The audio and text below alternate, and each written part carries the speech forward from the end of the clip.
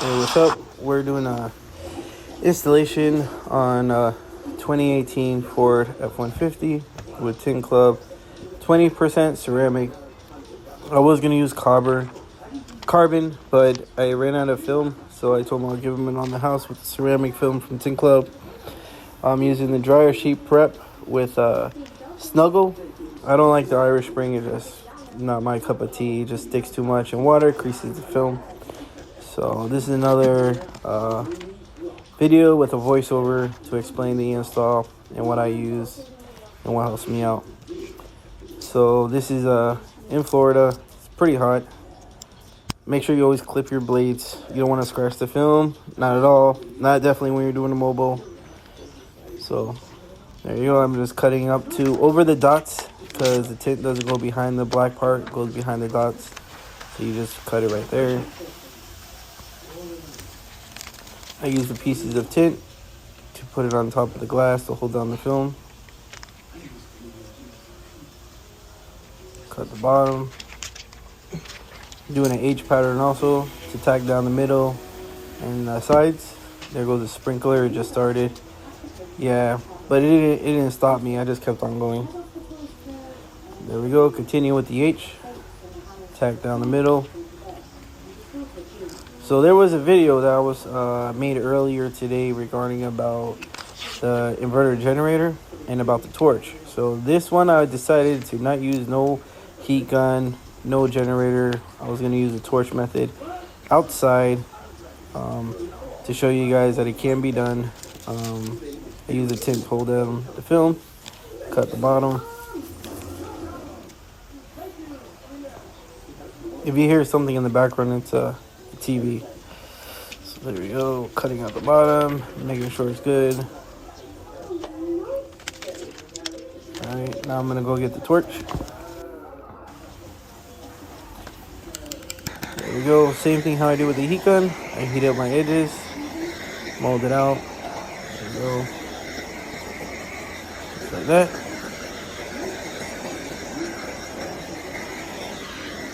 Run, take your time, no rush. You can tell with the bounce. It's just, to me, it's been a lot smoother. With the Snuggle, I try using bounce, and I just don't get the same dryness and tackness like I do with the Snuggle. There you go. Same thing on the bottom. Heat up my edges a little bit. Now, if you heat up the edges too much, you're gonna notice after this part, I heated up the bottom a little too much, and you'll see it starts to do kind of like a U shape with the film. You don't definitely want to get that because then you can get yourself into some problems. So you'll see after I do this, when I start working on the bottom on the other side, you'll see and I'll explain what I did wrong. Same thing. And you got to learn how to also read the film. So I never go against the fingers. I'm always pushing the fingers to the side. That also helps me out a lot, so that way you don't crease it. So as you can tell, you can see it the way how it comes down. You can just push it to always push the side, never push straight down. There we go. Now for the other side. That's what I'm saying. I was fighting with the sprinklers. I had to throw a blanket over this to stop it. But there we go. Now on to the other side. Heat up the top. As normal. Make sure you work out your fingers.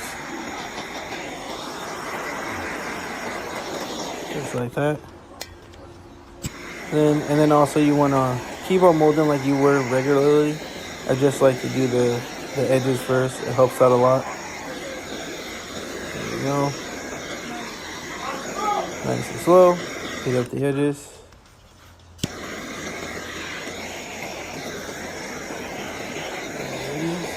And now you're going to see with the bottom, it got a little too hot, but I was able to save it. Didn't destroy it. You see I'm heating the edges. And right there, you can see it hit it too hot, or it was too close. So it does like this kind of U. I don't know what you call it. Look, you see like right there? It's like because it got burned in that section. So you have to work it in a certain way. That's when you really need to know how to read the film. Because if you can't read the film correctly, you'll definitely crease it. There you go. Never push against it. I always push to the sides. That's what helps me out. Take your time. No need to rush it.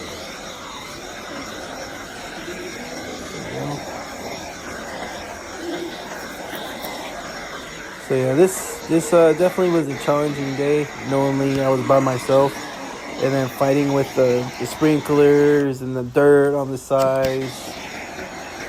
Good thing I had some shade. I wasn't in direct sunlight, so that's the only thing that saved me on this one. But yeah, just like I said, take your time. Warm up everything.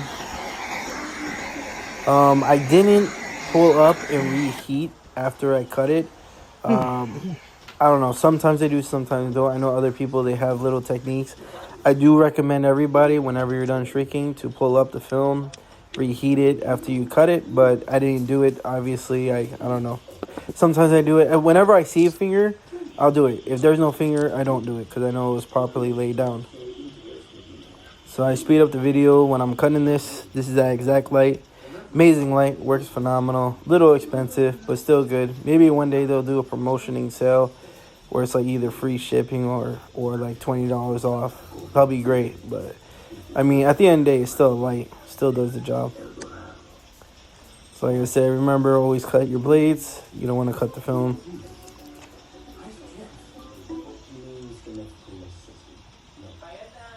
There you go. Take your time. Sorry, I got the cats in the back meowing too. I also removed the mirror on this one. The mirror, I think at this year of the truck, they had the screw. So I would just easily remove the screw. That's what helped me out with this one a lot. If it was the other way, I would just do a slit in the top. I don't remove them after I broke a windshield. I think it was the F350. 2008, I broke the windshield. And yeah, I wind up paying for the windshield and doing a free tint job.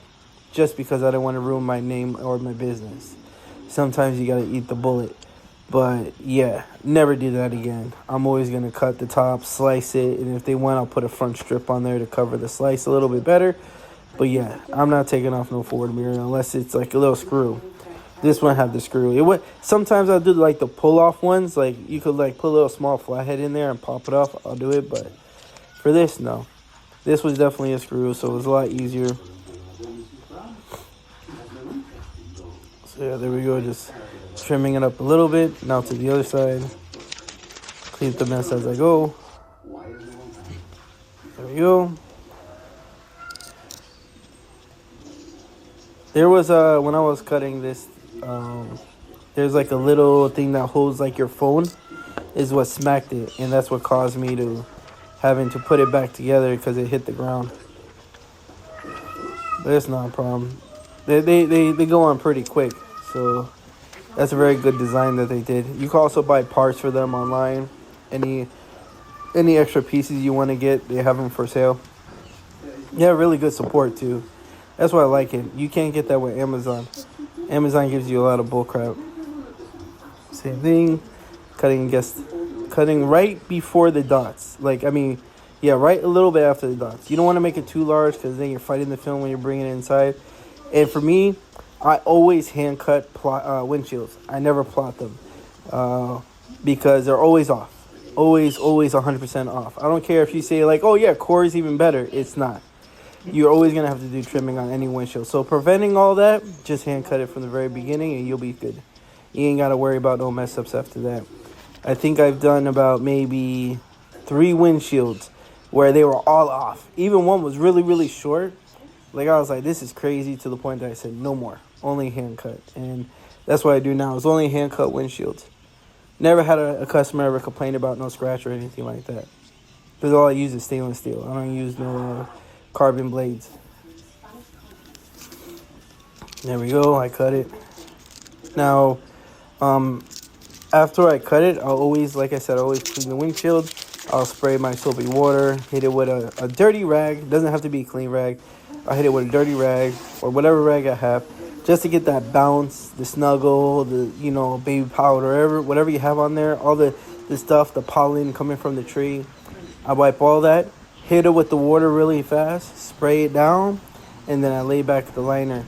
I do this every time I do a windshield, because if you don't, the dirt that comes from the top of the windshield will start going down, get into your film. When you unroll it, you notice there's like a little piece of hair or dirt in your tint, and then it's just impossible sometimes to get them out, depending on your film you use. Some are very tacky, so it's like it takes a lot of water to get that little hair out. So I always wipe the windshield before I pull off the liner. Also, too, it helps with the static. When you're pulling off the liner, it like has a lot of static too, so it draws in a lot of dirt. So wiping it down for me has helped me out a lot. With also a lot of clean installs.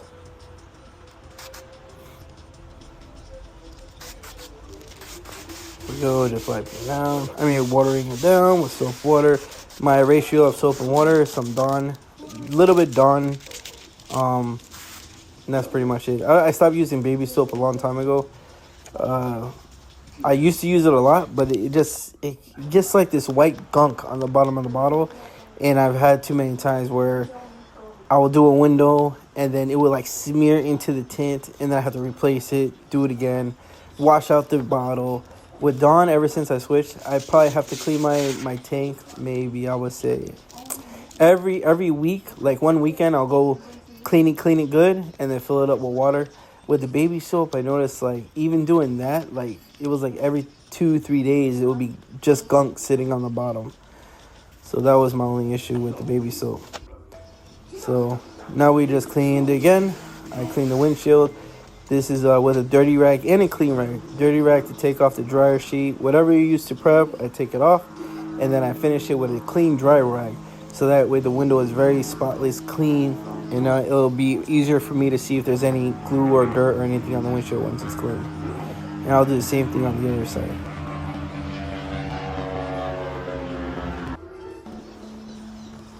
I'm proud of you, Papa. This could be a whole new chapter in our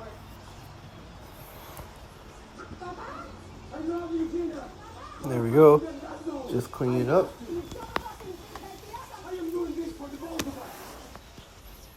Now, it's getting ready to do the installation. I already took off the mirror. It was a T20, I think it is. To take off the mirror with a little screw. Now, I normally blade sometimes. Sometimes I blade, sometimes I don't. If there's a lot of glue or stickers or something like that, I'll blade. But I don't blade every single windshield. I always scrub it, hit it with my hand, see if I feel any dirt, whatever the case is, and make sure there's nothing on the glass, and then I do the install. But I don't blade every windshield. I just never saw the point. The time, to blade it, and then, I don't know. You would know when you need to blade it, but just to blade a clean windshield, I never done it. But, hey, everybody does something different. Sometimes I'll do an install. Let's say if I did miss something, I'm like, dang, I really wish I bladed. But, yeah, it's, good to keep that in mind. Like, yeah, you should blade it, but me, I don't. I just run by hand. If I feel it, I blade it. And then I can just continue on, hit it with scrubby.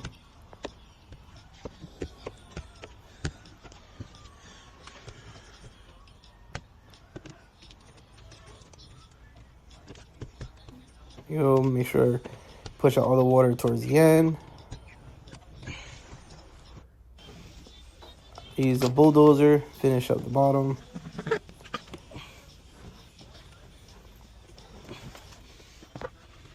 I don't know what that green thing is called. I call it a bulldozer. Spray the important sauce. Always, every single time I do a windshield. Helps out with the contaminations on the sides and by the mirror. There it is, the important sauce. Spray my solution. And for the install, solo. My wife's not there, so...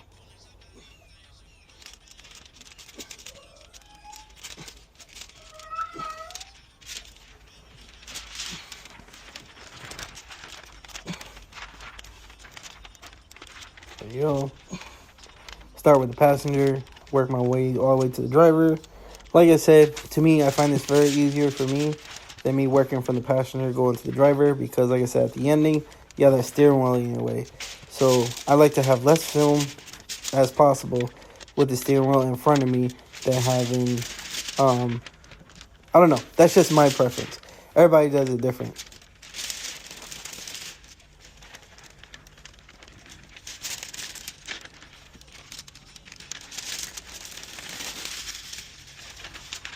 There we go.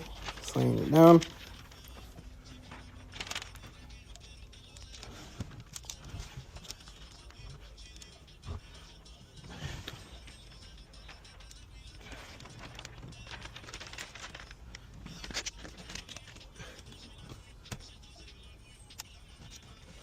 Now, where I cut it, I guess I cut a little bit too much.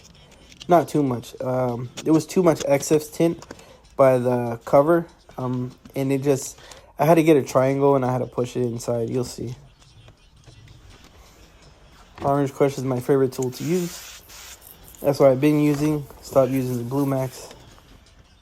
There you go. Anchor my middle first.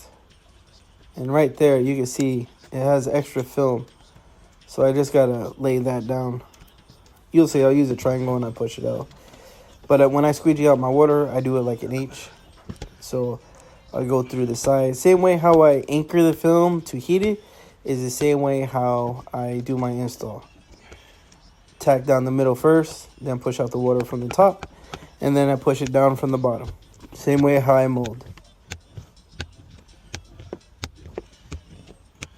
As you can tell, it's definitely a little windy outside by the trees, which is why I use the tint to hold it down, the pieces of tint.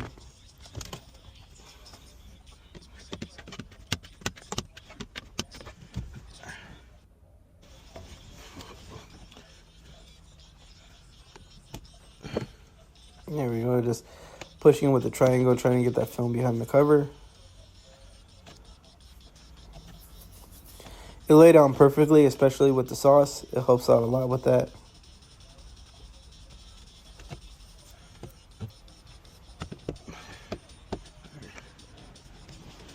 Same thing to the other side.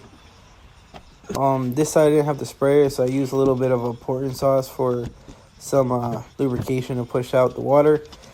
I had the sprayer on the other side.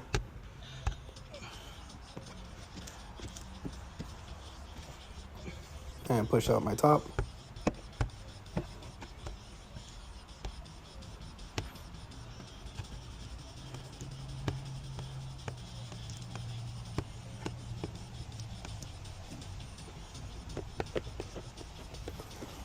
So that pouring sauce helps out a lot, so I'll use it every single time I do my windshields. Works phenomenal. And it's good for like if you need emergency spray, you can use that too, because it's not so thick. It's still like soapy water to me.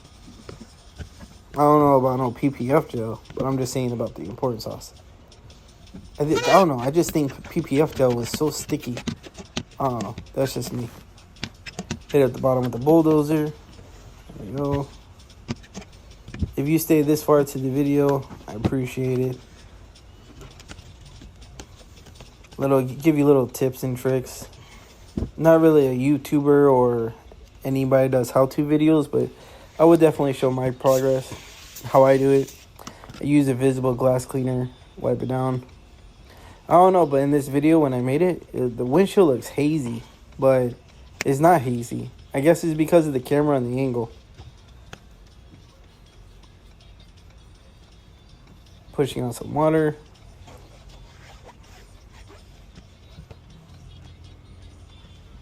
Make sure you get your ends.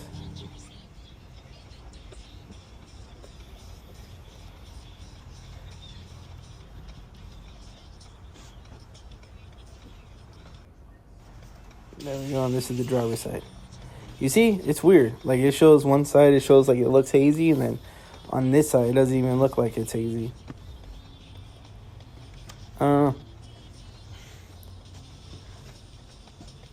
Just wiping down everything. And that's pretty much it. The install is all complete. Just got to put back on the mirror, contact the customer, let them know their truck's ready.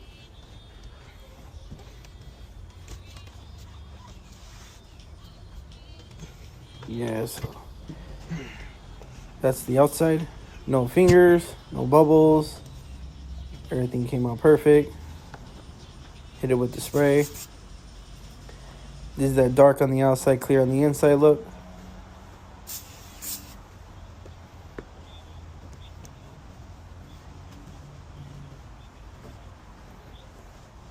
And then you're going to see a video where it's on the inside. As soon as I'm done wiping this. And here's another look on the outside. Nice and dark. Can't see nothing in there. And then this is the look in the inside.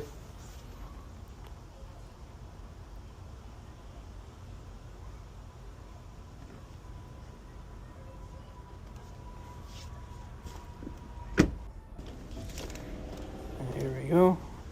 The driver's side outside. No fingers, no bubbles, no nothing.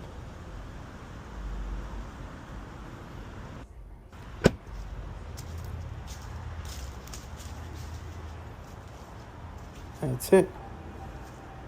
And this is the inside.